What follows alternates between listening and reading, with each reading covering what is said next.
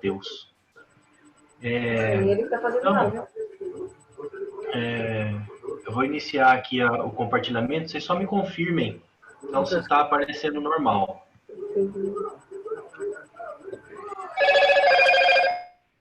Está normal para todos? Sim, está aparecendo aqui a tela. Então tá bom. Então a gente... Então eu só me apresentando rapidamente, acho que talvez alguns já me conheçam. Então eu sou seminarista da nossa diocese, estou no 3º ano de teologia, que, né, etapa final. Conto muito com a oração de vocês para que daqui a 1 ano e meio, né, com a graça de Deus, possa estar sendo ordenado aqui para ajudar o presbitério da nossa diocese. E o Padre Danilo, então, pediu: Cláudio, você pode falar um pouco sobre o Evangelho de Mateus? Eu falei: olha, padre, posso estudar um pouquinho e conversar com ele, sim. Aí depois ele me tranquilizou e falou: não, porque lá tem um pessoal bom, viu? Então fica tranquilo, que o pessoal sabe bastante, então vai fazer bastante pergunta. Eu falei: meu Deus do céu, padre. Mas tudo bem, vamos lá.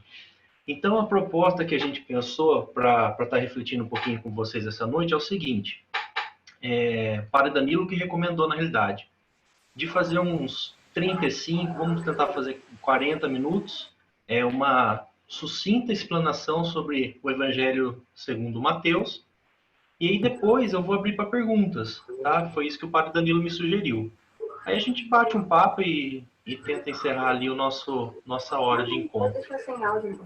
Já vou adiantar que se não tiver perguntas, eu tenho uma para vocês, então já deixei uma carta na manga aqui também. Vamos ver se estiver passando aí, espero que esteja. Então, como que eu pensei para conversar com vocês? Na realidade, pelo que eu entendi semana passada, vocês já viram um pouco sobre como que os evangelhos são formados, né?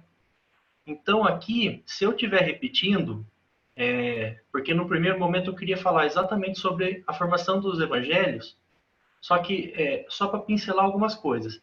Se tiver muito repetido, eu falo: mas a gente já viu isso. Me avisem, por favor, que daí a gente já passa mais rápido para ir direto para o evangelho de Mateus, tá? Só que só nesse primeiro momento que a gente vai ver sobre a Dei Verbum, aí esse eu acho importante manter. Quando eu começar ali nas fontes, eu vou fazer uma pausa para perguntar, e aí vocês me falam, tá bom? Então são esses 3 momentos que eu pensei para a gente estar refletindo essa noite. Não sei se todos já ouviram falar então sobre esse documento, né, que a Igreja nos coloca do Concílio Vaticano II, que é Dei Verbum, Palavra de Deus, né, traduzindo. Então a Dei Verbum, ela é um documento do magistério, ele é uma constituição dogmática que o Vaticano promulga, e ele vai tratar sobre o tema da revelação de Deus, que é um tema muito, muito fundamental para a nossa fé. E para nós, para essa reflexão de hoje, cabe um olhar mais detalhado sobre o capítulo 5º, que vai ser dos números 17 a 20, que vai tratar sobre o Novo Testamento. E ainda mais para funilar o que eu quero trazer para a nossa reflexão, a gente vai olhar só para os itens 18 e 19 desse documento, porque o 18 vai falar da origem apostólica dos evangelhos e o 19 sobre o caráter histórico dos evangelhos. Eu acho que essa é uma boa base que a gente tem que ter quando fala da Bíblia, né? Quando faz alguma reflexão sobre a Escritura, sobre a tradição e, consequentemente, também sobre o magistério. Então, não sei se... Acho que com os jovens, eu já fiz alguns encontros da escola vivencial. Então, eles sabem que eu gosto de fazer os slides assim. Eu coloco o texto, que eu acho que... Eu já fiz o cursilho de jovens, né? Fiz o 33º. Eu acho que o cursilho ele tem uma boa base para a gente, de fato, aprofundar um pouquinho mais, tentar sair um pouco do nível superficial. Obviamente que a gente não consegue aprofundar tanto, até por conta do tempo, das estruturas, mas ele tem que fazer esse meio de campo, de não ser tão superficial e também, infelizmente, a gente não consegue aprofundar tanto. Mas então, só para chamar a atenção, nessa primeira passagem aí, que vai falar sobre a origem apostólica dos evangelhos, eu queria começar destacando esse primeiro fato, que os evangelhos têm o primeiro lugar, e eles são o principal testemunho da vida e doutrina do que foi a vida de Jesus. Então aqui o concílio está querendo colocar o quê? Exatamente nesse parágrafo. Que o evangelho ele é o centro de toda a escritura. Quer o Antigo Testamento, quer o Novo, vai apontar de fato para o evangelho. No caso, os 4. Né? E se a gente já for fazer uma relação, por exemplo, com a liturgia que a gente celebra na missa, ou quer mesmo na celebração da palavra, a gente está acostumando, a gente está acostumado ao quê? No momento do evangelho, se a gente estava sentado, a gente, né, durante a proclamação, fica em pé. Isso é um gesto do corpo visível para mostrar isso, que o evangelho é o centro. Então, por isso que é importante ter isso claro.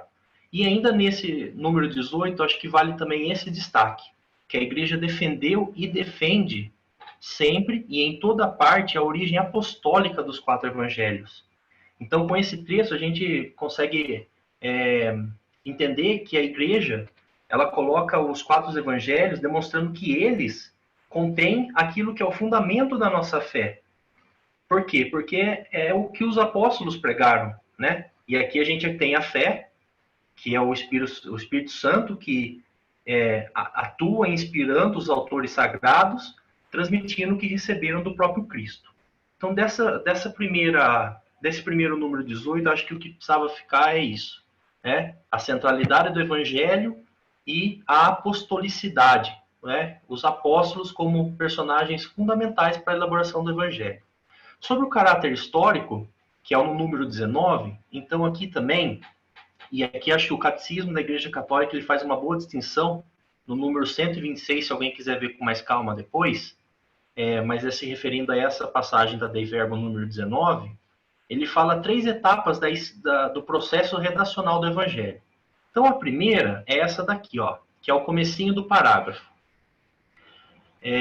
Aqui vai falar, depois vocês leiam com calma, que como eu falei, esse primeiro momento eu acho que é para a gente passar um pouquinho mais rápido, tá?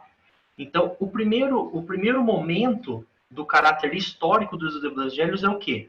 A vida e o ensinamento de Jesus. Ou seja, os evangelhos, a gente vai ver depois que eles são elaborados com uma certa intenção, uma certa interpretação dos escritores, mas a gente não nega a historicidade, ou seja, a vida e os ensinamentos de Jesus, que é o que foi nos transmitido pelos evangelhos. Então, essa seria a etapa 1. A etapa 2 é o segundo momento ali, desse mesmo parágrafo, que ele vai colocar a etapa 2 como sendo a tradição oral. Para a nossa igreja, é muito rico o testemunho que nos vem pela tradição. Então, aqui a gente entende melhor também o que foi falado anteriormente, o fator apostólico. Ou seja, os próprios apóstolos, os próprios discípulos que conviveram e viram a vida e os ensinamentos de Jesus, eles começam o trabalho da redação dos evangelhos a partir da fase oral. E isso vai, então, encaminhar agora para o terceiro momento, que aí sim, então, vai se tratar dos evangelhos escritos, né? E esse daqui eu acho que é válido a gente ler.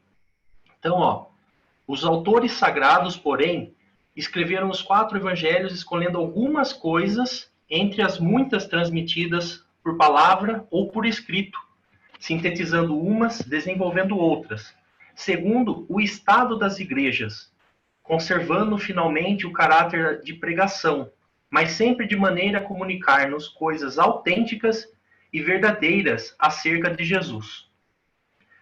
Então, para concluir esse primeiro momento, acho que o que é válido é isso. Se a gente pegar o Evangelho de João, antes do epílogo, que é lá no finalzinho, acho que é o versículo 30, 31 do capítulo 20. O capítulo 20 eu tenho certeza. Agora o versículo acho que é 30, 31. Mas são os últimos 2. Ele fala exatamente isso que o começo desse parágrafo está dizendo. Que muitas outras coisas foram escritas, muitas outras coisas não foram escritas. Mas todas elas estão aí para demonstrar o quê? Que Jesus era o Filho de Deus, o nosso Salvador. Então, esse evangelho, esse trecho da Dei Verbo, ele coloca isso, que os escritos, os autores dos evangelhos, eles não colocaram tudo. E a gente não deve pensar como o evangelho como sendo uma biografia, né? Mas eles tinham toda uma mensagem por trás a ser passada, a ser transmitida. Agora, então, eu vou deixar um pouquinho aberto, se alguém pudesse manifestar o que vocês viram semana passada rapidamente, só para ver se eu não vou repetir, porque aqui eu quero falar sobre a redação e a fonte dos evangelhos. E aqui a fonte, a gente vai lembrar aquilo da fonte Q, da fonte Marcos, e o trabalho redacional até já falei um pouquinho, então é mais isso. Vocês chegaram a ouvir alguma coisa da fonte Q, da fonte Marcos, qual foi o primeiro evangelho a ser escrito? Quem pode só me dar um feedback?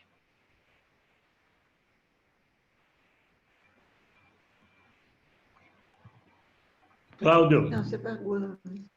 Sim. Cláudio, é o seguinte, nós vimos só a formação, a origem da Bíblia até o Antigo Testamento. Então, não entramos nos Evangelhos nem no Novo Testamento. Então, ok, você pode falar o que você quiser. Tá, não, então eu vou fazer de um modo rápido também, porque eu quero focar de fato em Mateus, né? Mas, então, eu vou abordar um pouquinho sim. Tá bom, obrigado, viu? Então, sobre as fontes, a gente vai falar então das fontes e da redação, tá? Sobre as fontes, o primeiro fato que a gente tem é o seguinte, a gente tinha o trabalho final dos evangelhos, ele é uma elaboração, um enredo, a gente costuma usar esse termo, um enredo redacional, que veio a partir de algumas fontes que eram ditos de Jesus e relatos das ações de Jesus. Então a gente tinha o relato de um cego que foi curado. A gente tinha um dito de Jesus, bem-aventurados os pobres, porque deles é o reino dos céus. Isso, aqui já é válido então a gente lembrar que a sociedade não era uma sociedade da escrita, porque a escrita era até algo muito caro, né, à época. Então, diferente de nós, por exemplo, hoje, se acontece um acidente na rua aqui de casa, bom, eu ia falar, não é nem mais a caderneta do jornalista, né, já chega com o celular, já chega alguém filmando e tal. Mas vamos voltar uns 20, 30 anos atrás, quando ainda não tínhamos a tecnologia do smartphone, o jornalista ia e já começava a anotar naquela cardenetinha, com aqueles garranchos dele, que só ele entendia. Então, isso na época de Jesus não era frequente como é comum para nós. Era muito da tradição oral. Então, tinha-se esses ditos, que eram algumas frases que o pessoal guardava na cabeça, e os relatos, que eram, às vezes, muitas vezes, era o próprio testemunho daqueles que foram curados, né? E desses ditos e relatos, a gente pode, então, entender o seguinte, de um modo bem simples, né?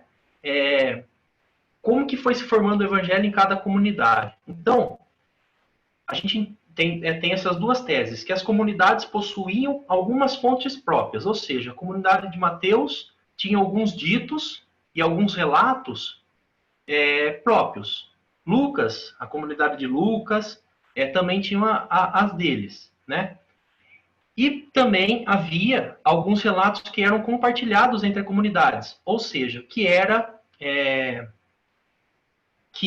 presente em mais de uma comunidade. E aqui abre um parêntese só para eu colocar, restringir no nosso trabalho. Aqui a gente vai pensar sobre os evangelhos sinóticos. O evangelho de João é um pouco diferente desse trabalho, tá? Então eu estou falando de Mateus, Lucas e Marcos, tá? Só para ficar claro. Então vamos lá. Então eu tentei fazer um esqueminha para ajudar a gente a visualizar, tá bom? Então, ó, as fontes que a gente tem são essas. Eu sei que ficou pequeno, mas depois com calma eu vou disponibilizar o slide, acho que vocês conseguem ver. A gente tem uma fonte, um FMC, que seria a fonte Marcos. FMT, fonte Mateus. FLC, fonte Lucas. E essa que é chamada fonte Q, que seria os ditos e relatos que eram compartilhados entre as comunidades. E o que é interessante é que eu já vou entrar um pouquinho na redação, mas só para finalizar essa questão das fontes, então a gente tem o seguinte, que o evangelho ele é formado a partir de um fato histórico incontestável, que foi a paixão e morte de Jesus. Então, a partir da paixão e morte, começou-se o trabalho redacional desse enredo mais desenvolvido, unindo o que era ditos e relatos dessas fontes.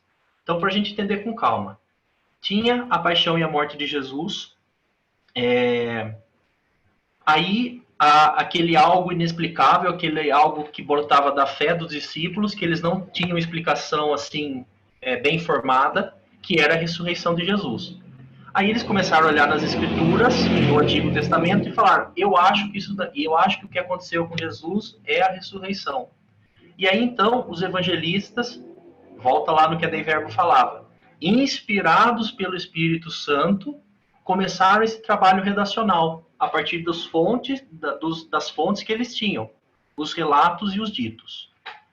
Então, é costume a gente estar acostumado com esse esquema. E aqui eu vou explicar para vocês. O Evangelho de Marcos, ele é o primeiro que foi escrito. Então, a gente percebe que Marcos foi formado por qual fonte? A fonte própria dele, então a fonte Marcos, e a segunda fonte é a fonte Q. Aí a gente pode perceber o quê, né? Que o Evangelho de Mateus, ele vai ser depois de Marcos, e ele vai receber a influência do Evangelho de Marcos e da fonte Q. Já o Evangelho de Lucas também vai receber a influência de Marcos e de Q, e, obviamente, também da sua própria fonte, né? Então, é isso que a gente tem que, mais ou menos, estar guardado. Como eu falei, é algo bem simples e bem superficial, até o que eu estou falando aqui agora, que é só para a gente entender como que Mateus se formou. Foi a partir das suas próprias fontes, mas já recebendo a influência de Marcos e já recebendo também coisas da fonte Q. Então, aqui para resumir um pouquinho do que já falei, foram etapas até chegar à versão escrita. Só que, mesmo que perpasse por essas etapas, os evangelhos não deixam de apontar um fato histórico, sobretudo aquele fato histórico que é a paixão e morte de Jesus. E aqui eu vou trazer um primeiro autor que ajuda a fundamentar essa reflexão, que é esse Milani, e são vários outros autores, depois eu mostro com calma a referência. Ele vai dizer o seguinte: olha, as testemunhas oculares ou a segunda geração de testemunhas ainda estavam vivas, e, portanto, a narração oral era muito mais viva e direta. Abre um parêntese. Eu não precisaria de um relato escrito. Bastava perguntar aos apóstolos, ou mesmo, por exemplo, ao cego que foi curado, né? Então, é isso que ele está querendo dizer. As testemunhas ainda estavam vivas. As pessoas que conviveram com Jesus ainda estavam vivas. Então, não precisava escrever. Bastava perguntar a estas. Aí a pergunta: mas por que escrever? O tempo passa e as pessoas morrem, né? A situação muda. Então, com as testemunhas morrendo, o ensinamento dos apóstolos podia ser deturpado, pois, afinal, quem conta um conto aumenta um ponto. Os conteúdos da fé transmitidos na catequese e na liturgia precisavam ser assegurados. E aqui, nesse mesmo fato, a gente tem, por exemplo, os apócrifos, que começavam a descartar a humanidade de Jesus, começavam a apresentar um Jesus muito divino. E isso foge ao que é o que a gente celebra, que é o que a gente aprende na catequese. Então, por isso começou a ter esse desejo, né, vamos pôr nesses termos, mas esse ímpeto de se começar a se escrever aquilo que era a verdadeira tradição proveniente dos apóstolos. E aí esse mesmo autor, ele faz esse quadro a partir da Bíblia do Peregrino, né? Mas para a gente entender o contexto dos evangelhos, o contexto dos escritos no Novo Testamento.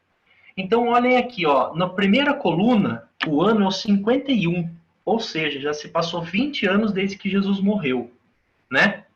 Então, ó, se coloca a primeira Tessalonicenses como sendo um dos primeiros escritos, e vocês estão vendo ali Marcos, né? Ou seja, Marcos é o primeiro evangelho a ser escrito. Mas eu não vou entrar em detalhes aqui nessa tabela, depois fica mais até como uma curiosidade para vocês verem com calma. Olha o que chama atenção. Quando que foi escrito o evangelho, tanto de Mateus quanto de Lucas, mas pensando em Mateus, que é o nosso foco.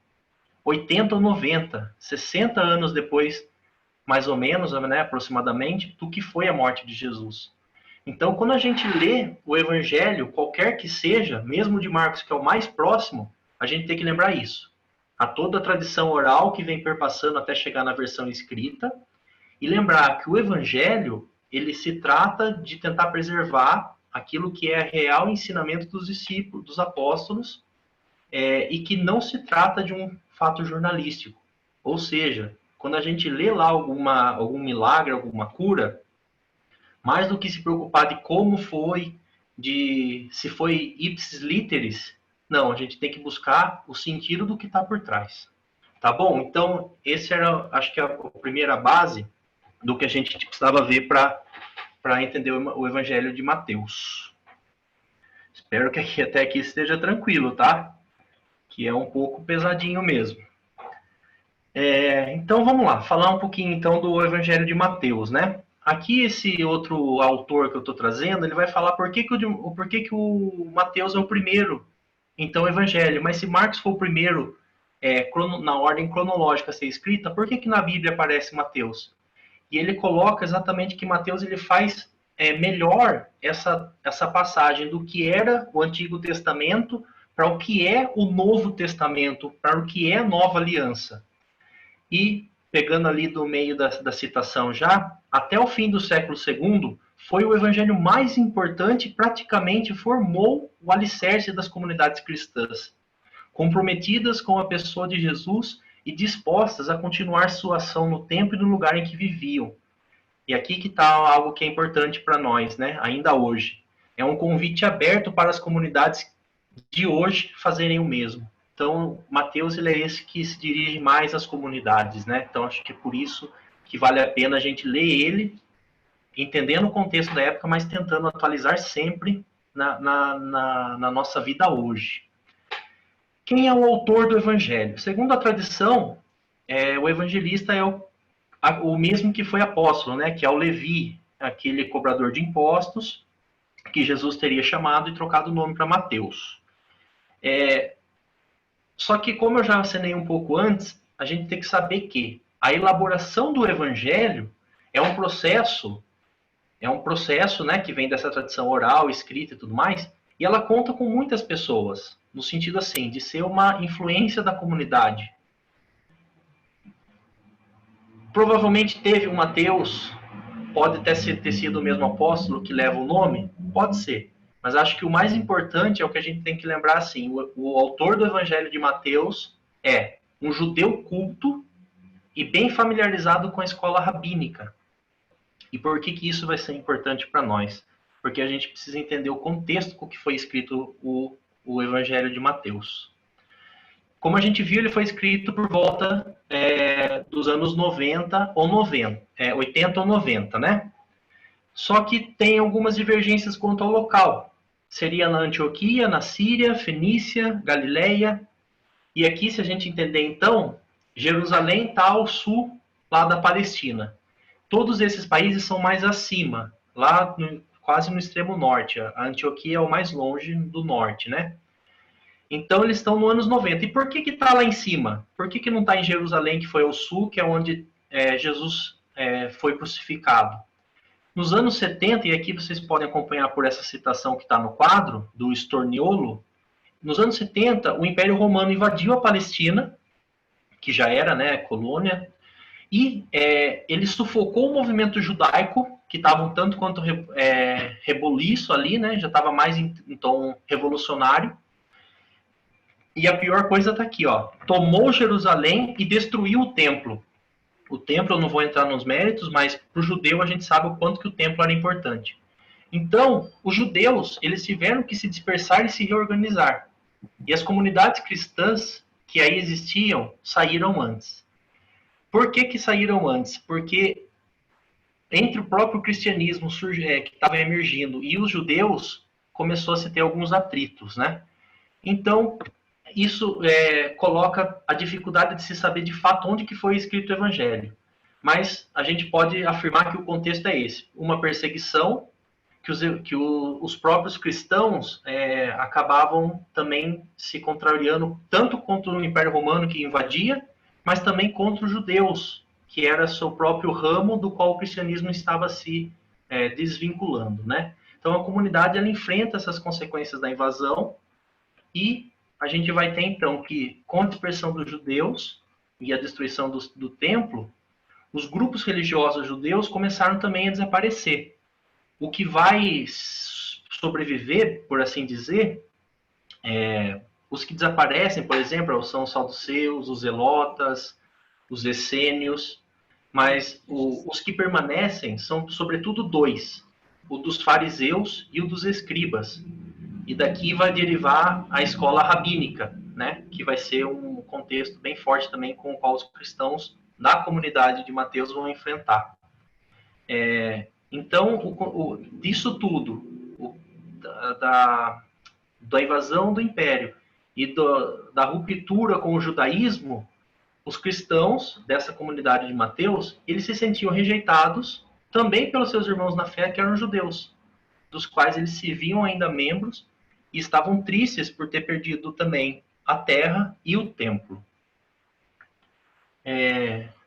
E o destinatário, no caso, vai até se ligar, o destinatário do evangelho vai se ligar ao que é o contexto. E aqui eu vou ler, porque acho que está bem colocado, né? Então, isso explica um pouco as preocupações de Mateus. Ele é um judeu convertido ao cristianismo e se dirige ao mesmo tipo de pessoas. Primeiro, ele quer mostrar que Jesus e a sua ação realizam tudo o que o Antigo Testamento anunciava, pedia e prometia. Depois, que o cristianismo também é ruptura com a religião judaica oficial, cristalizada em formas e vivências que já estavam muito distantes do projeto de Deus revelado e realizado em Jesus. Finalmente, quer mostrar que as comunidades não devem ficar fechadas em si mesmas, um olhando para o outro, mas se abrir para todos, levando a todos os tempos e lugares, a palavra e a ação que libertam para a vida nova. Então, o destinatário é esse, são judeus convertidos ao cristianismo. E o trabalho maior do Evangelho de Mateus é mostrar o quê? Que Jesus cumpre aquilo que foi prometido no Antigo Testamento. Cumpre plenamente. Só que ele não ele é já uma certa ruptura com a religião judaica. Ele não cumpre todos os preceitos e promessas conforme se esperava na religião judaica. Então aqui o cristianismo começa a ter um outro significado e vai entrar a importância da comunidade, a importância da presença atual de Jesus, que é o que a gente vai ver um pouquinho mais para frente. Então, seguindo aqui o tema, eu também vou ler, aqui de volta nesse outro autor, o tema do Evangelho é esse novo Israel. E aqui o reino dos céus sim, se a gente pode resumir em um tema, em uma palavra, qual é a pretensão do Evangelho de Mateus, é mostrar que Jesus, ele anunciou, instaurou o reino dos céus. Ou seja, ele cumpriu as Escrituras e deu pleno sentido à lei e aos profetas. Ele é o Messias que Israel esperava, ele é o Filho do Deus vivo, aquele que salva o ser humano.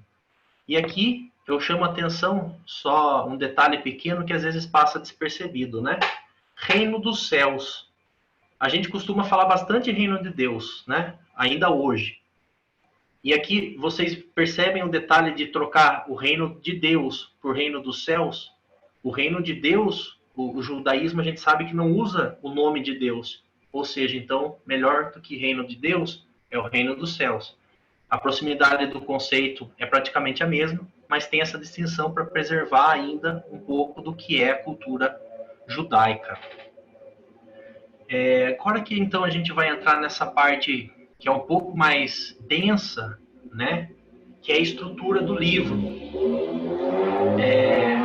Como eu falei, eu vou deixar as perguntas para o final, tá? Então depois a gente conversa com calma. Acho que vamos terminar aqui a apresentação e aí a gente conversa com mais calma. Mas então, estrutura do livro. Costuma-se, vocês vão ver que tanto esse Milani quanto o Ivo Storniolo, que são os dois teólogos que eu estou usando de base na nossa reflexão, eles vão dividir em 5 livros. Então é costume a gente dividir o livro de Mateus em 5 livros, o Evangelho de Mateus em 5 livros. E aqui abre um parêntese, dá para entender também que esses 5 livros, como ele tem que mostrar que Jesus cumpre o Antigo Testamento, muito provavelmente alguns outros autores colocam, esses 2 não colocaram, tá? Mas outros colocam que os 5 livros seriam referentes ao Pentateuco, aos 5 primeiros livros da Bíblia, para de fato fazer essa ligação entre Jesus como plena revelação do que era o esperado no novo. Mas, então, esse autor ele nos coloca os 5 livros divididos desse jeito, e aqui a gente vai adiantar com calma depois. Mas então temos o Evangelho da Infância, que só está presente no Evangelho de Mateus e no Evangelho de Lucas, né? João vai falar do prólogo, que o verbo era carne e tudo mais, e Marcos não fala do Evangelho da Infância. Então, começa com a espera do Messias, Evangelho da Infância. Aí vem a atividade de Jesus, né? Os 5 livros falando das parábolas, dos discursos, dos ensinamentos de Jesus, para terminar, então, falando da paixão e morte, que é o que fundamenta, de fato, todo o enredo.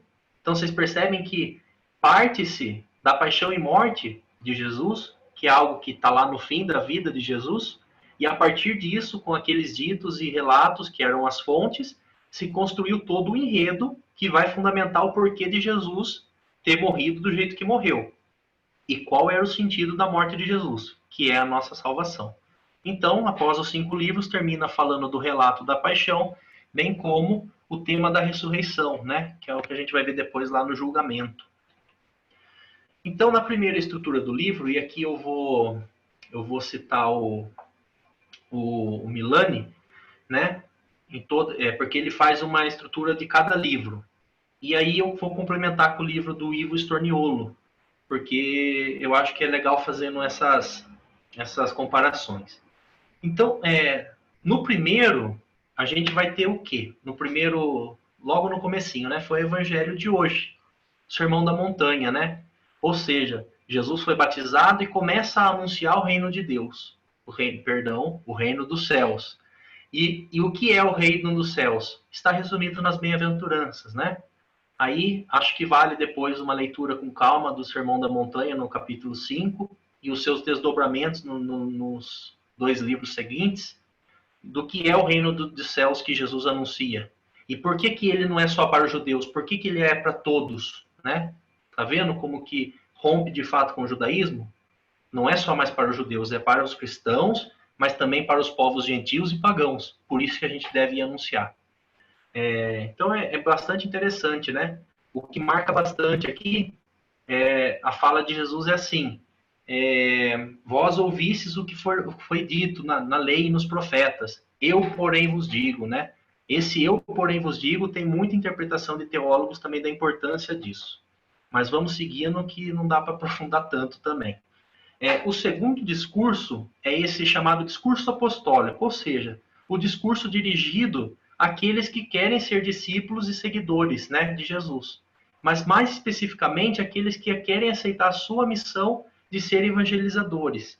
Então, aqui no livro do Ivo Storniolo, ele coloca aquelas passagens, né? Começa com o chamado dos 12, e aqui os 12 apóstolos de Jesus faz também referência às 12 tribos de Israel. E aí tem aquelas passagens do eu vos envio como ovelhas no meio de lobos, não tenhais medo, é um termo que está bastante frequente também, Jesus pedindo para os discípulos não terem medo, e que mais? Que perseverem, porque não é fácil e tudo mais, que perseverem, mas também se alegrem, né? Porque o fruto do reino será colhido, aqueles que praticam a justiça que vem do reino.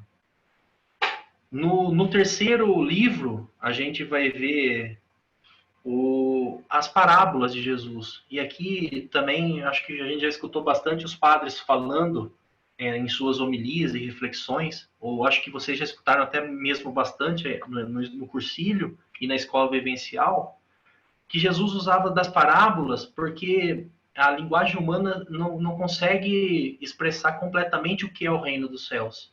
Então, as parábolas se aproximam, dão boas comparações, mas não esgotam o que é o reino dos céus. Então, o reino de Deus, a gente vê que as parábolas, então, elas revelam esse mistério do reino de Deus, e a gente vê que o reino de Deus não se esgota nas nossas realidades.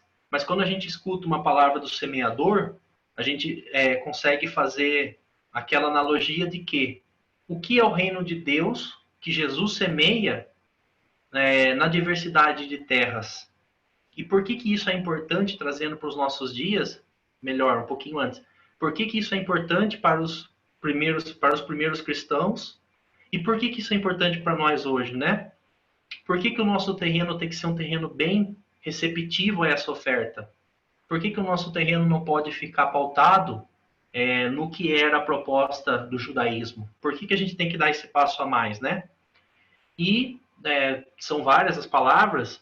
Uma outra que chama a atenção, que o Ivo Storniolo coloca, é aquela do tesouro escondido, né? Ou seja, o segmento de Jesus Cristo exige decisão. Exige, é isso que eu quero. Então a gente vende tudo para comprar o terreno onde tem o tesouro, o maior tesouro possível que a gente pode ter. O quarto livro é o que vai falar, então, aqui para todos aqueles que querem seguir Jesus, né? E como? E aqui ele vai dizer o como se viver a proposta do reino. Se então ele veio anunciando o reino lá no Sermão da Montanha, ele, através das parábolas, tentou trazer para a nossa realidade o modo da gente acolher o reino. Aqui agora, então, a partir do capítulo 18, a gente vai ter o como a gente deve viver. Então, são ensinamentos preciosos para a vida em comunidade, que esses momentos valem sim a gente retomar com certa frequência, quando a gente faz uma leitura orante da palavra, né? Como viver em comunidade. Então, são ensinamentos agrupados como se fosse um único discurso de Jesus. Mas aí a gente percebe os vários ditos e relatos. E é a resposta para aqueles que se interrogam sobre o que devem fazer quando batizados para seguir o caminho proposto por Jesus. Vamos voltar lá no contexto para entender um pouquinho só o que ele está querendo dizer, né? Então, eu aceito Jesus Cristo como meu Salvador. Eu acredito que ele é de fato o Messias. Mas eu vou continuar vivendo como um judeu, né? Em Paulo isso vai se desdobrar de um outro jeito.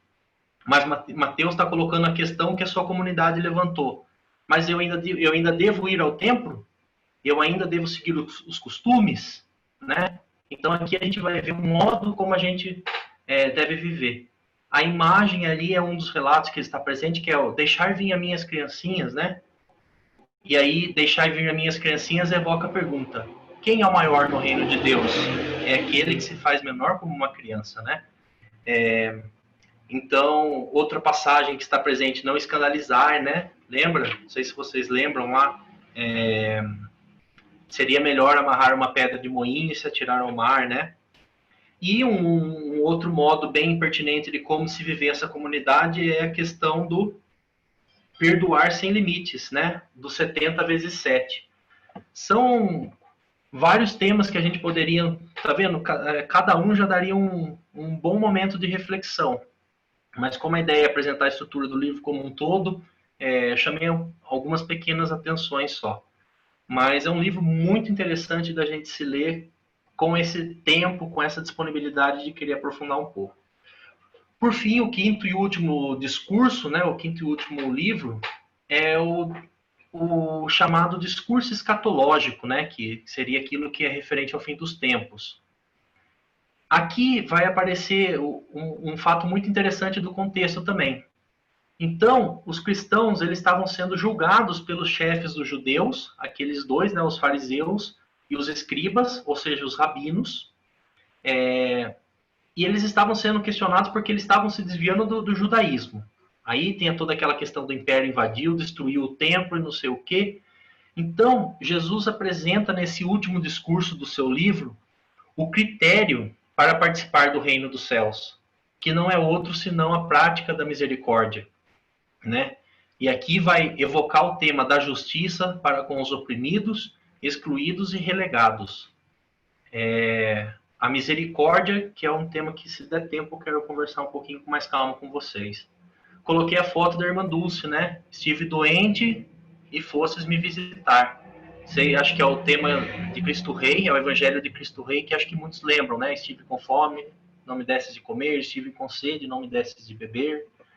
Então, é um tema que, se der tempo, a gente vai voltar com calma depois, mas é muito interessante. Aqui eu vou passar mais rápido, porque é basicamente a mesma estrutura do livro, só que na versão do Ivo Storniolo, que é o que eu estava pincelando nesses momentos. Ele também vai dividir em 5 livros, mas dividido em 2 partes. No primeiro, Jesus proclama e traz, né, instaura o reino dos céus. O reino dos céus. Aqui está o reino de Deus, olha lá a sutileza, né? E ele está sempre estruturado nessa dimensão. Narrativa, discurso. Narrativa, discurso. Então, aqui estão os 3 primeiros livros, e aqui a segunda parte. Então, seriam os 2 últimos livros, o 4º e o 5º. E seria, então, Jesus anunciou e instaurou o reino de Deus. Agora, nessa segunda parte, Jesus vai, então, organizar e liderar o novo povo de Deus, que é o que deve lutar para que o reino de Deus aconteça. Então, temas como justiça, como o do perdão, que nem eu citei já anteriormente, são os temas que vai aparecer, né? Misericórdia, justiça, reino de Deus. É de Mateus aquela música que a gente canta, né? Buscai primeiro as coisas dos céus e tudo mais vos será acrescentado, né? Então, eu quis mostrar também que a estrutura do livro, por parte do Storniolo, seguia mais ou menos aquilo que o Milani apresenta, né? Então, aqui encaminhando para a nossa conclusão, e daí a gente abre um pouquinho para as perguntas e para o nosso bate-papo. A conclusão foi uma síntese que eu tentei fazer de tudo isso que eu falei, então eu vou pedir licença e vou ler, tá? Porque eu acho que aí eu não fujo tanto do que foi a reflexão mesmo, e ajuda a ficar, acho que, mais claro também. Se alguém quiser ir lendo junto, né, não precisa ativar o microfone, mas para fixar e ler em voz alta, acho que é bom. Então, quem é Jesus no Evangelho de Mateus? Eu acho que essa pergunta, quem coloca é o Milani, se eu não me engano, e ele vai falar, eu acho que essa pergunta, se a gente conseguir atualizar ela, se a gente conseguir responder o que ela foi na época e conseguir atualizar hoje, a gente está num bom caminho para entender o que é Jesus para mim, qual é a proposta do Evangelho de Mateus. Tá aí, ó. Segundo Milani, em Mateus, Jesus é um mestre que se faz servidor. Olha que profundo. E ensina os seus discípulos e seguidores a também entenderem e aderirem à dinâmica do reino, de se dispor ao serviço para o próximo. Nisso consiste a plenitude da fidelidade à aliança, a nova aliança com Deus.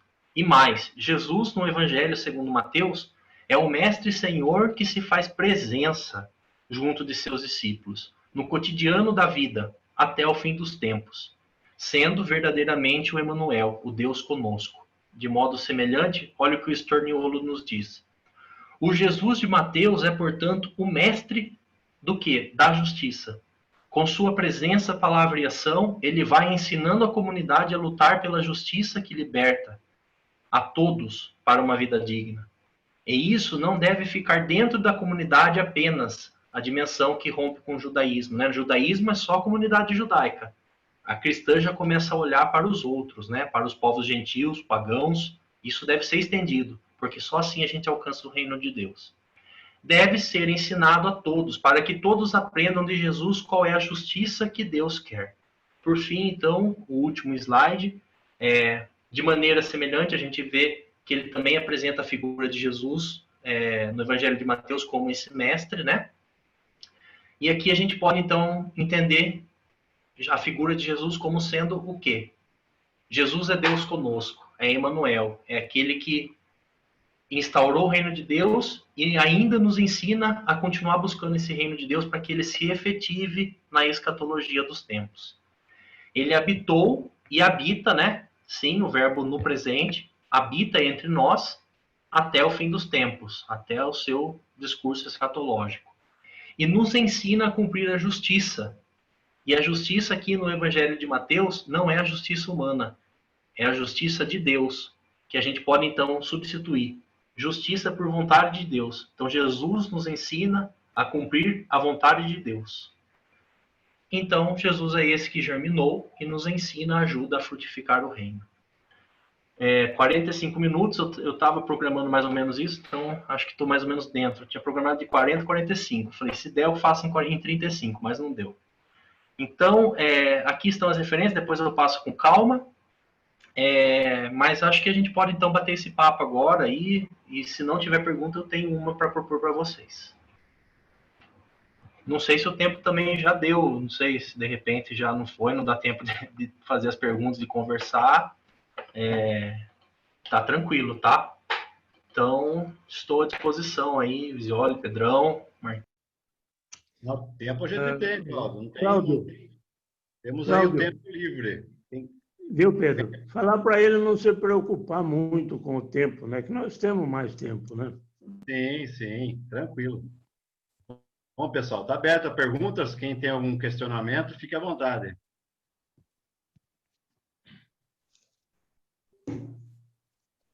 Eu queria fazer uma pergunta ou uma observação, Cláudio.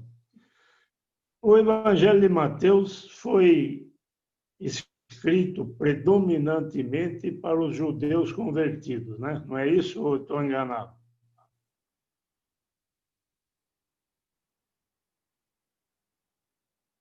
É que ele me ouviu? Perdão, eu esqueci de ativar o som. O senhor está correto. Predominantemente, sim. Exclusivamente, não. Predominantemente, sim. Não, perfeitamente. Perfeito. Ele se preocupa muito com o cumprimento das profecias, principalmente, né? É coisa que só os judeus conheciam, né?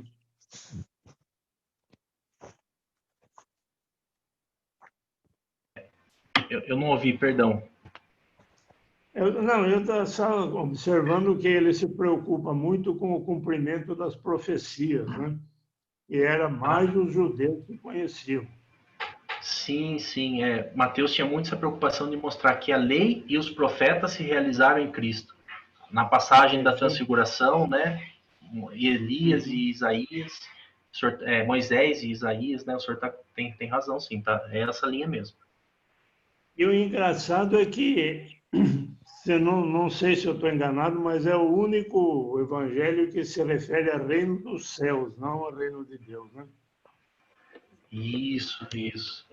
É o cuidado lá que Mateus tem de não usar o reino de Deus, por conta de não usar o nome de Deus, né? É isso mesmo. Alguém mais tem alguma provocação, alguma pergunta? A gente aqui agora está como irmãos discutindo.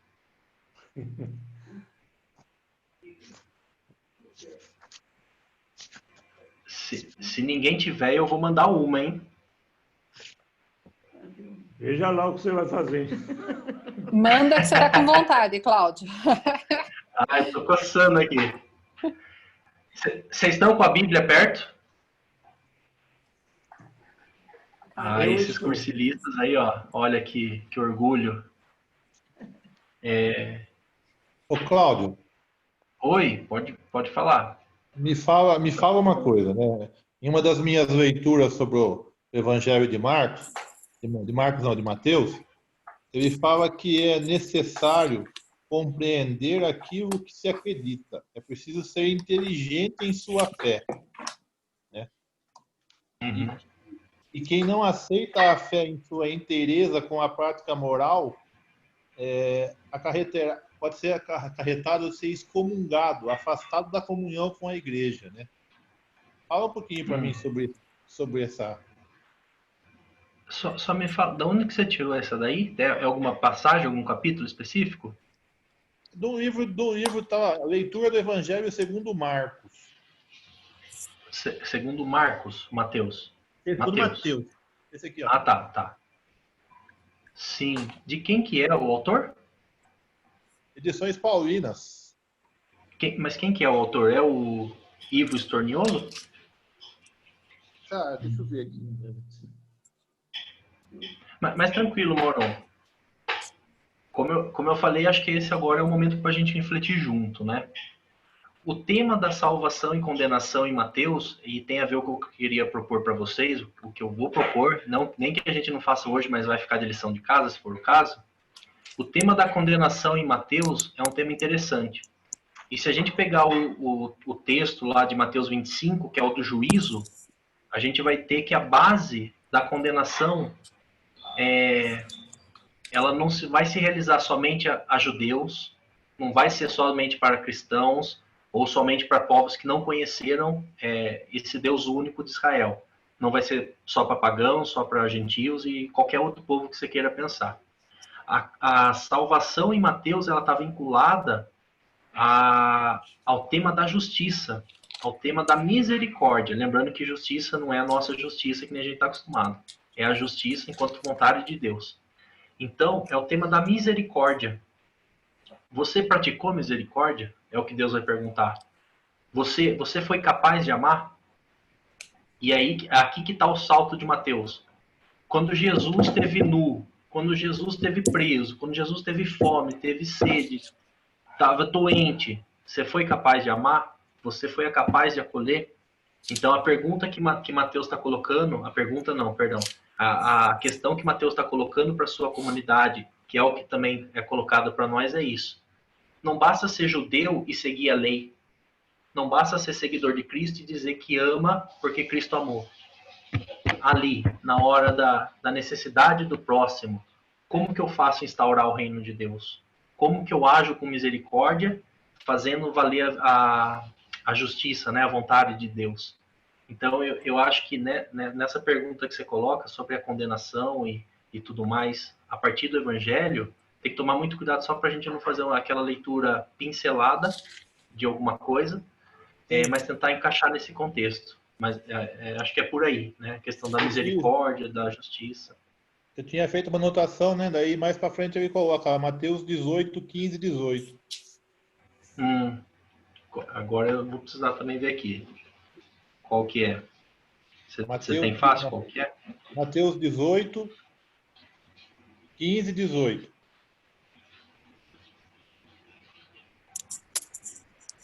Da correção fraterna.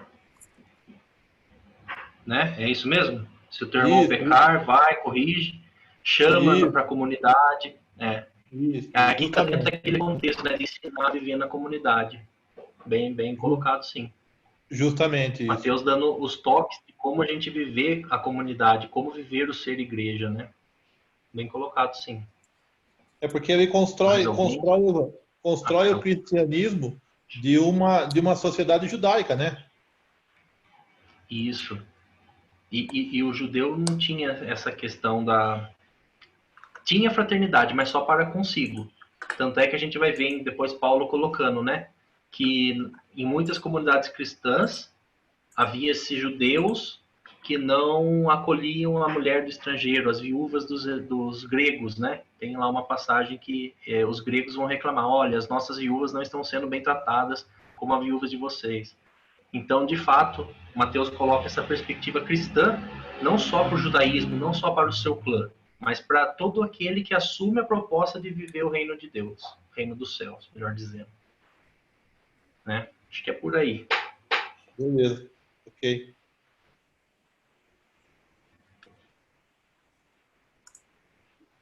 Mais alguém quer comentar alguma coisa? Pedrão, até que horas vocês vão? Só me confirma isso, mais ou menos. Tranquilo, Cláudio, fique à vontade. Tá. E até 9h30, tranquilo, tem mais meia hora para brincar. Então, beleza. Mais alguém quer comentar alguma coisa? Ô, Cláudio. Sim, senhor. Quem que está falando? Seu Nilson. Nilson Gerson Campinas, aqui da região de Jundiaí. Satisfação. Olha aí. É uma pregação, viu? Muito obrigado. Espero ter ajudado. Nós falamos que essa pregação é clínica, né? Olhos clínicos, bem detalhado. Agora, como que os judeus e os católicos hoje, como que eles se entendem? Às vezes nós conhecemos os judeus, né? Tem a religião deles, e nós católicos. Hoje, como que está se unindo católico e judeus? Eu tive na igreja um dia, um tempo atrás aí, que os judeus estavam lá dando uma palestra para os católicos e tal. Hoje, como que nós estamos trabalhando com eles? Como que é a aceitação? Nilson, acho que eu vou dever uma resposta concreta para você. Eu não sei falar hoje como que está o diálogo ecumênico. Eu vou dever, peço perdão, que eu não vou me atrever a falar algo que eu não tenho plena certeza. É que eu perdi um pouco. Perdão? É que eu vi no tempo atual aqui, né? É porque lá atrás, eu imagino que foi um inferno, né? Ah, sim, então. Converter o judeu ao cristianismo, no caso, foi uma coisa terrível, difícil, né? Hoje é mais fácil a conversa. Então, se a gente for olhar lá no contexto do Evangelho, que nem eu falei, tinha dois fatores, né? Bem dizer, um interno e um externo. O externo era a invasão de Roma. No tempo de Jesus, a gente já via algumas insurgências, né, do povo judeu ali da Palestina. Mas isso começou a se agravar depois, até por conta do movimento jesuano, que vinha crescendo, dos seguidores. E o Império, então, na época, decidiu tomar medidas mais drásticas. E aí, então, invadiu, de fato, lá a Palestina. Não era mais a Pax Romana, daquele jeitão bem simples de falar. Pax Romana era aquilo, ó, estamos invadindo aqui, a gente não quer confusão. Vocês pagam o imposto, faz aqui mais ou menos o que a gente dá. A gente até deixa vocês cultuar os seus deuses aí, tá? Não precisa cultuar. Ó, a gente tem o nosso, inclusive o imperador é um. Mas, ó, fica tranquilo, a gente tá aqui, vamos conviver de boa. Vocês só pagam os nossos impostos. Resumidamente é isso. Então, quando eles invadiram, não foi essa Pax. Não foi essa Pax Romana. Foi, vocês estão muito rebeldes e não vai ser assim. E incendiou o templo. Está destruído até hoje. Então, na época, tinha essa influência externa, que pegava tanto os judeus quanto os cristãos que vinham do judaísmo, né? E, na parte dos cristãos, eles se viam, de fato, abandonados dos judeus, porque isso a gente também consegue perceber nos outros evangelhos. Com quem que Jesus mais briga, em geral, nos evangelhos? Saduceus, escribas, fariseus, né? Então, os fariseus e os escribas, eles são os rabinos. Eles são os que começam a chefiar o povo. Então, na época, o cristianismo ele era acusado porque o Messias não veio, né? É aí que está a questão. Jesus não é. Não, imagina que Jesus é ungido. Jesus, a gente está esperando o filho de Davi. Jesus não foi filho de Davi. Ele pode até ser filho de Deus, mas ele não é filho de Davi, então para nós não interessa, né? Então, na época, de fato, era muito o diálogo praticamente impossível e a conversão ali, eu sinceramente eu não sei nem falar como que se dava a conversão do judeu, né? Hoje a gente entende que a conversão dos católicos é o quê? É o encontro pessoal com Cristo, né? É o que a gente busca, é o que a gente vivencia no cursilho, por exemplo, não é? Conte comigo, não é? Conto contigo, a palavra de Jesus, que é o que ele se dirige para nós. É esse encontro pessoal. Na época, eu sinceramente não... A gente consegue intuir as coisas, mas falar assim, afirmando o que era, não sei. Como eu falei, eu não quero tentar responder a sua pergunta hoje, mas o que chama atenção no Evangelho do Mateus, como critério de ponto de unidade, se a gente pode assim dizer, é mais ou menos o que também que eu estava falando com o Mauro. Critério da justiça, enquanto vontade de Deus, e o critério da misericórdia. Eu acho que o reino de Deus, tanto o que os judeus esperam, quanto o que os católicos esperam, ele tem que se dar pela misericórdia, não tem outro caminho, né?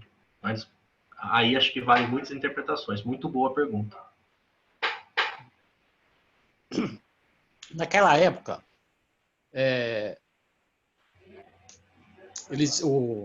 os apóstolos iam pregar e tal, e os judeus, eles falavam, que conforme o senhor, eu não entendi, os judeus acreditavam em Cristo, que tinha nascido, morreu, crucificado, mas que não era o Messias, né?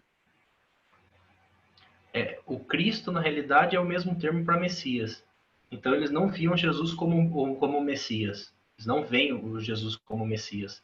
O Messias ele vai ser aquele da linhagem de Davi, que vai restaurar o reino de Davi, né? Que remete aos tempos gloriosos de Israel. Então, os judeus eles não viam Jesus como Messias / Jesus como Cristo. Porque Cristo é em grego e Messias é o hebraico, né?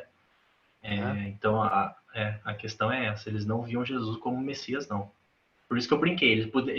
Os cristãos falam, não, mas Jesus é filho de Deus. Tá, ele pode até ser o filho de Deus, mas ele não é o Messias, não. Tá? É uma brincadeira que eu fiz, mas para dizer isso. Que eles não acreditam na unção de Jesus. Bem explicado. Obrigado, viu? Sim, senhor. Alguém mandou alguma coisa no chat aqui, é isso? Ah, não, é só avisando que vai sair. Achei que era uma pergunta. Ô Nilson, a sua pergunta é tão interessante que no dia 20 de julho nós temos uma aula justamente disso, diálogo ecumênico e interreligioso. Eu já vou deixar essa pergunta lá, vai ser o Padre Danilo quem vai fazer. Já vou deixar essa pergunta, então, para completar. Tudo bem, Cláudio? Perfeito. Perfeito, né? Eu, de fato, não vou nem me atrever a responder. Porque Deixa a bomba para o Padre Danilo. No dia 20 é justamente esse tema da aula, diálogo ecumênico e interreligioso. Ou seja, traz para os dias de hoje como é que está o diálogo, né, entre as religiões, correto? Dá para aprofundar um pouquinho mais nessa pergunta. Mas muito boa pergunta mesmo, viu, Nilson? Muito boa pergunta.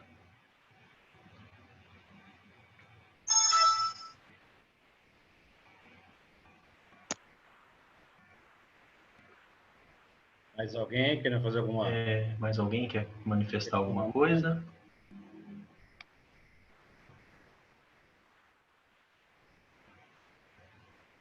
Abra o áudio, Visioli.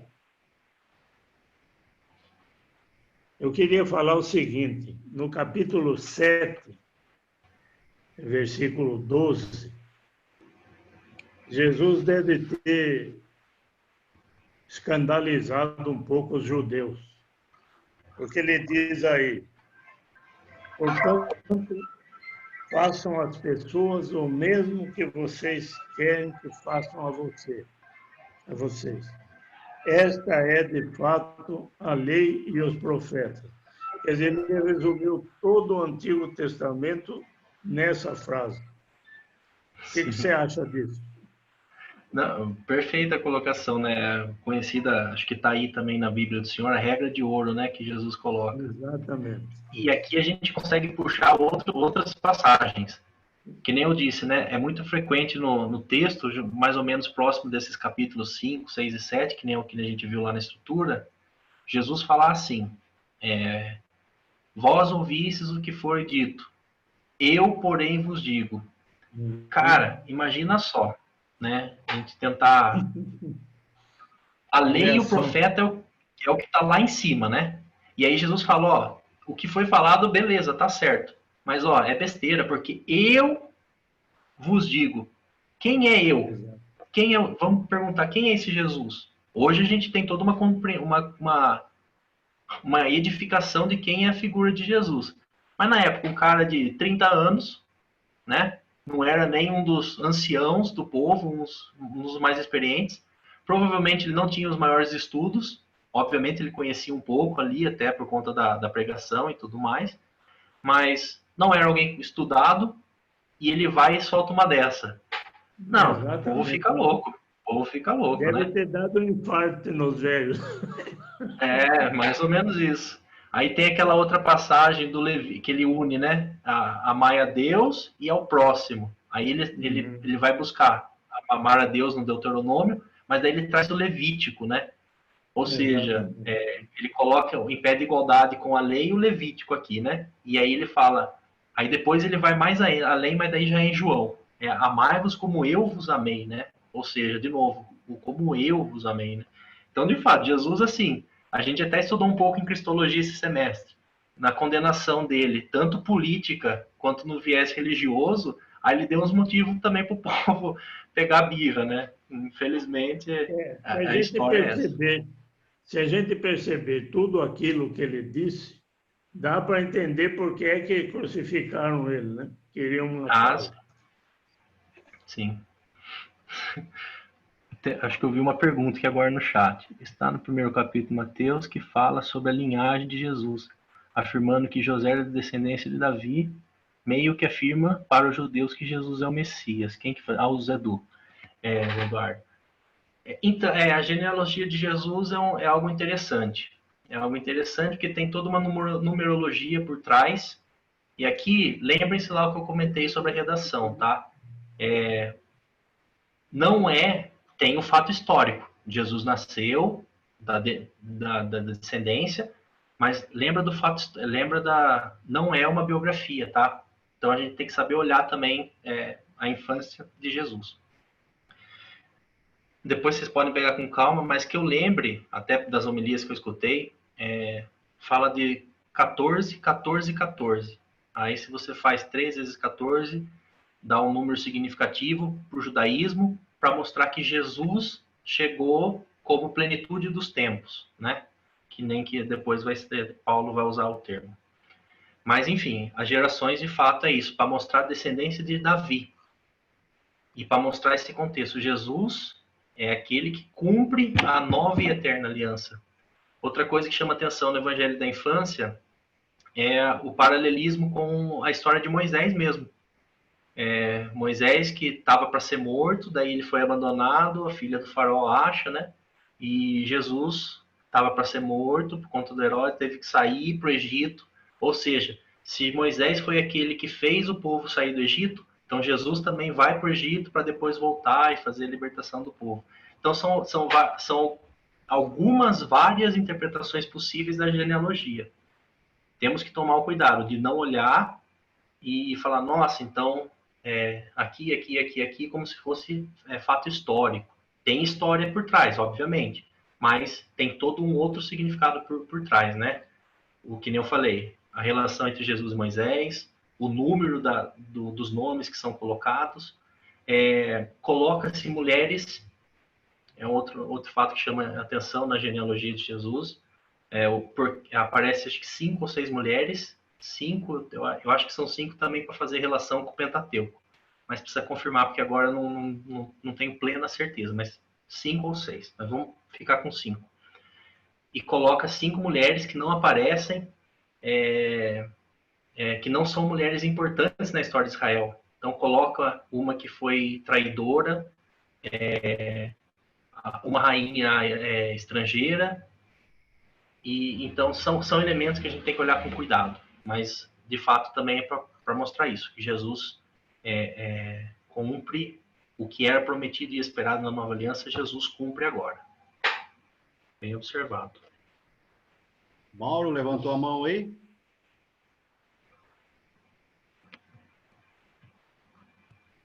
Eu estava procurando saber o que era aquela mãozinha lá que estava marcada lá. Já desativei. Já descobriu, então. Já descobri o que era. Então tá bom. Mais alguém? Alguém tem algum questionamento?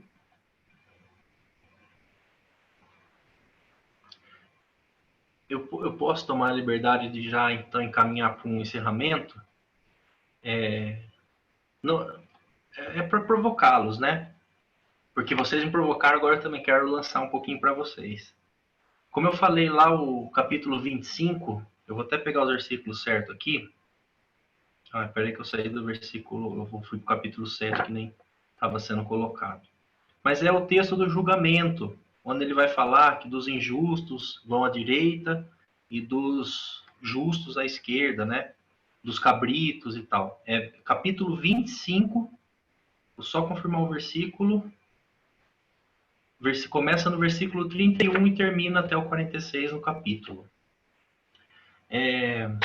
Então, é uma passagem que acho que a gente vai começar a ler e vai lembrar, porque já escutou, é frequente até na nossa liturgia. Eu queria chamar só a atenção de vocês, então, nessa leitura, de repente hoje antes de dormir, amanhã no começar do dia, ou durante o dia, vejam um horarinho, de fazer a leitura desses versículos, então, do capítulo 25, de 31 a 46, e buscar, então, relacionar os temas do reino dos céus, né? Primeiro tema, reino dos céus. Justiça divina, que aqui a gente tem que entender enquanto vontade de Deus, e as obras de misericórdia tá por trás desse terceiro tema, mas vamos colocar obras de misericórdia. Aqui ele vai falar das corporais, mas daí busquem também as espirituais. E o quarto e último importante ponto, presença de Deus até o fim dos tempos, né? Que é a promessa de Jesus, o Deus conosco, que nem a figura que o Evangelho nos coloca. Jesus é Deus conosco. Então, como se dá o reino dos céus? Nesse processo de justiça, de fazer cumprir a vontade de Deus, através das obras de misericórdia, que revela Jesus conosco até o fim dos tempos. Eu deixo a provocação para vocês e eu partilho o que me toca disso. O que me chama a atenção é exatamente o modo como Jesus quis se fazer presente conosco até os fins dos tempos. E lá tá na passagem, né, na escritura. Estive com fome, não me desses de comer. Estive com sede, não me desses de beber. Que jeito de Jesus se fazer presente na nossa vida, né? Eu até arrepiei para falar, porque como que Jesus se apresenta para nós hoje? Nos dando essa certeza do reino de Deus presente. Obviamente, ele é o divino, ele é o poderoso, que instaura o reino, que faz valer a justiça. Mas e esse Cristo pobre, sofredor, que se apresenta para nós também, né? Eu quis provocar nesse sentido, mas faça uma reflexão depois que eu acho que é válido. Reino dos céus, justiça, misericórdia e presença de Deus até o fim dos tempos. Tentem relacionar. Beleza, Pedrão? E a todos, né? Eu acho que é isso que eu queria contribuir um pouco.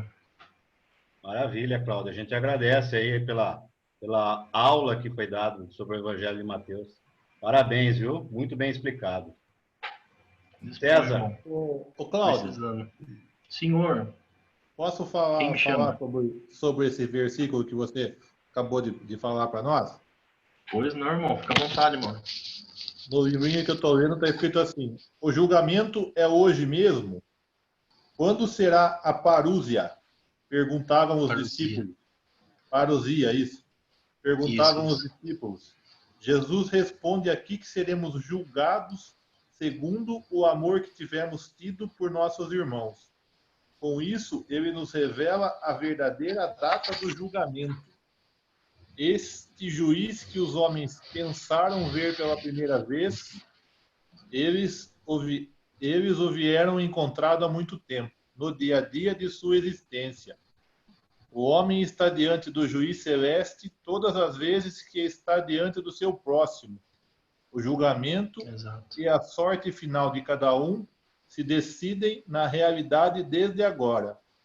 É o instante presente em sua aparente banalidade que é decisivo. Esse instante tem uma importância infinita, porque está carregado do peso infinito da presença misteriosa do Filho do Homem e do próprio Deus no homem diante do seu próximo. É isso aí. É hoje, né? O julgamento é a cada instante. Tem a perspectiva escatológica, obviamente, mas é hoje, né? Jesus vai perguntar, viu? Você foi seminarista? Você foi padre? Você foi cursilista? Você fez o que você fazia no seu serviço? Não. Jesus vai perguntar, você foi capaz de amar? Né? Você foi capaz de ajudar o próximo? É isso aí. Boa colocação. Complementou. Cláudio, deixa eu só fazer uma observação sobre esse trecho. Por favor, Sérgio.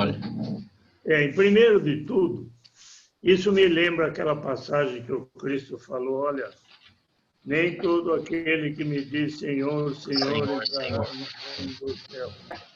É preciso muito mais. Segundo, dá para ver claramente a opção dele pelos pobres, oprimidos e os que não têm nada. E em terceiro lugar, os outros, mas primeiro esses. Perfeito. E em terceiro lugar, eu me lembrei que São Paulo falou, olha, mostra-me a tua fé que eu mostrarei as minhas obras, né? Então, são as obras que são importantes também. Era isso. Perfeito. Perfeito. Estou escrevendo aqui as palavras que pediram no chat.